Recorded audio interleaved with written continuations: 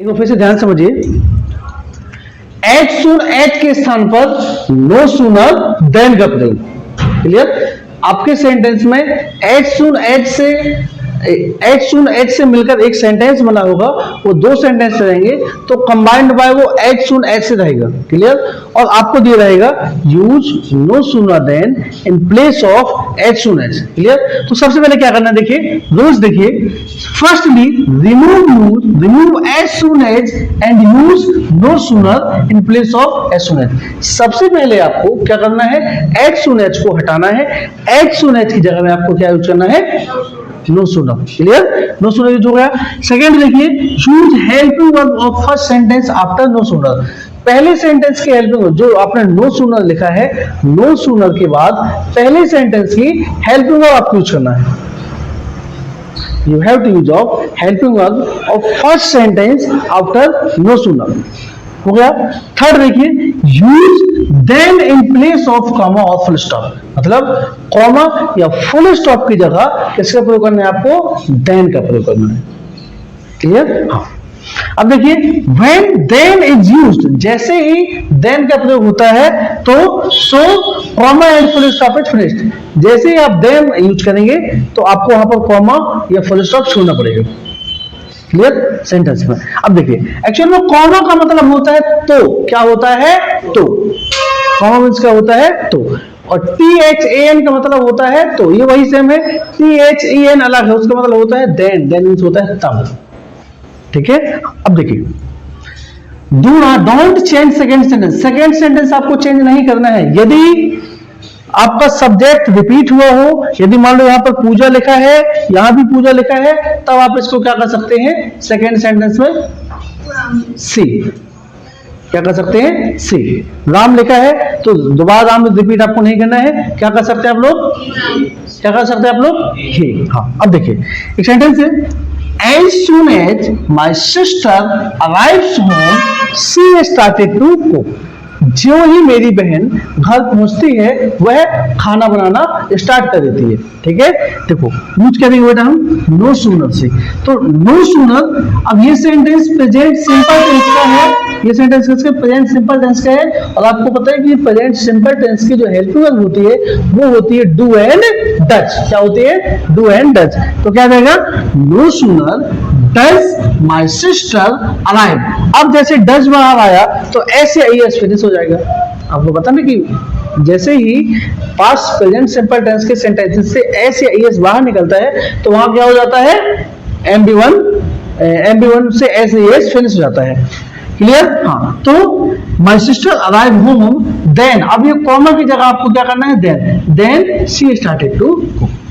परीक्षा वाला कंजंक्शन है, आपको बता दिया मैं, ध्यान से समझिए, कोई भी डाउट पूछिए। नेक्स्ट है, as soon as Pooja spoke English in front of me. जैसे ही पूजा मेरे सामने इंग्लिश बोली, शी स्टॉप, वह रुक गई। तो वह रुक गई। कॉमा का मतलब होता है तो। पूजा जैसे, देखो सेंटेंस कितना बड़ा क्यों ना हो, चाहे प्रीपोजिशन चाहे कंजंक्शन हो, आपको फोकस करना है। You have to focus on the rules, how to use no sooner than in place of as soon as. बस। क्लियर? तो क्या आएगा, no sooner did Pooja speak English in front of me then she stopped। Clear? अब देखो, जैसे जो ही मैं चाय पिया मैं जल गया। Clear? as soon as I take tea I burned। एक सेंटेंस है, as soon as I take tea I burned। Clear? इसको किसमें चेंज करना है हमको, no sooner then। तो क्या देगा, क्या आएगा, no sooner do I take tea. क्या? No sooner do I take tea then I bird. Clear? जो ही मैंने पक्षी को छुआ पक्षी उड़ गया।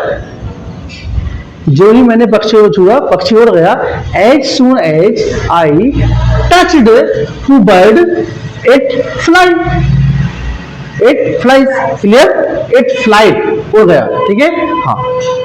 नो सूनर देन में क्या रहेगा, no sooner did I touch the bird then it fly. Any problem? समझेंगे बेटा? जैसे ही मैंने आपको मारा आपसे सेंटेंस बनने लगा। ठीक है? तो क्या देगा, as soon as I punish you, you started to understand. Clear? हाँ, आप समझने लगे। क्या आएगा, क्या आएगा, no sooner did I punish you then you started to understand. Clear? बन जाएगा बेटा। हमेशा रखिए नो सूनर जो होता है ना, नो सूनर एक नेगेटिव सेंस देता है जबकि इसका सेंस पॉजिटिव होता है। क्लियर? नो सूनर जो होता है एक नेगेटिव सेंस देता है जबकि इसका जो सेंस होता है पॉजिटिव होता है, और as soon as positive sense देता है। ध्यान समझिए, एज सून एज एक पॉजिटिव सेंस देता है सेंटेंस का, नो सूनर देन एक नेगेटिव सेंस देता है जबकि उस सेंटेंस का मीनिंग पॉजिटिव होता है। क्लियर? आया बेटा समझ में? बन जाएगा। Any problem? तो इस प्रकार से यूज करते हैं एज सून एज के स्थान पर नो सूनर देन का प्रयोग। सेकंड देखिए, सेकंड क्या होता है, अब आपके सेंटेंस में ऑलरेडी नो सूनर देन लिखा होगा। क्या? नो सूनर देन लिखा होगा। आपको क्या यूज करना है वहां पर, नो सूनर देन के स्थान पर एज सून एज के प्रयोग करना है। कुछ नहीं करना, सिंपल है। सबसे पहले आपको नो सूनर हटाना है, नो सूनर की जगह क्या करना है आपको, एज सून एज। अब जैसे ही आप एज सून एज यूज करोगे ना, तो नो सूनर के बाद जो हेल्पिंग वर्ब दी हुई है, चाहे वो हैड हो, हैड हो, डू, डज, डिड हो, तो वो जो हेल्पिंग वर्ब है ना, वो मेन वर्ब में आकर हाइड हो जाती है या सब्जेक्ट की बात यूज होती है। यदि सेंटेंस में आपका डू, डज एंड डिड होता है तो ये मेन वर्ब में चली जाती है। डिड होगा तो मेन वर्ब आपकी सेकंड फॉर्म में आ जाएगी, डज होगा तो, डज या डू होगा तो मेन वर्ब में एस या एस लगेगा। क्लियर? वो हो गया। और सेकंड सेंटेंस के पहले जो देन है, देन को फिनिश कर दीजिए, कॉमा लगा दीजिए। क्लियर? देन को फिनिश करके कॉमा लगा दीजिए। मान लो इसी में है, इसमें देखिए नो सूनर है ना, अब इसमें हमको एज सून एज के स्थान करना है, एज सून एज का प्रयोग करना है, तो नो सूनर ये है तो यहाँ पर क्या जाएगा, इसको फिनिश करिए, एज सून एज आएगा। अब ये जो डिड है ना बेटा, ये डिड यहाँ पर आएगा तो स्पीक का क्या हो जाएगा, स्पोक। क्या हो जाएगा, स्पोक। तो as soon as Pooja smoking is in front of me, then हट जाएगा, यहाँ पर आएगा कौन। तीन प्रकार से पूछा जाता है एज सून एज के स्थान पर नो सूनर देन का प्रयोग, ठीक है, नो सूनर देन के स्थान पर एज सून एज का प्रयोग, और दो सेंटेंस दिए रहेंगे और क्या बोला जाएगा, combined sentence by using of no sooner than. Any doubt, any problem? बन जाएगा बेटा, प्लीज नोट नाउ।